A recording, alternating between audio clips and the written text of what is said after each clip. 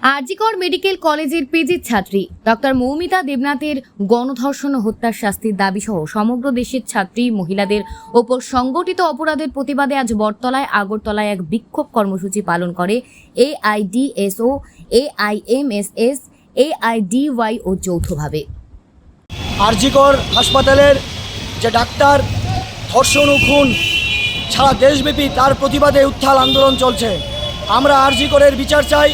শুধু আরজিকর নয়, সারা দেশব্যাপী যে ক্রমবর্ধমান নারী নির্যাতন খুন ধর্ষণ চলছে তার আমরা প্রতিবাদ জানাচ্ছি এবং আমরা এই ছাত্র সংগঠন ডিএসও, ডিআইও এবং এমএসএসের যৌথ উদ্যোগে নারী নির্যাতন খুন ধর্ষণ বন্ধ করা, অশ্লীল বিজ্ঞাপন বন্ধ করা, মোবাইল ইন্টারনেটের মাধ্যমে যে অশ্লীল বিজ্ঞাপন প্রচার হচ্ছে সেগুলি বন্ধ করা, মদ ও মাদক দ্রব্যের প্রসার বন্ধ করা সহ এই দাবিতে আজকে আমরা বটতলায় বিক্ষোভ দেখাচ্ছি।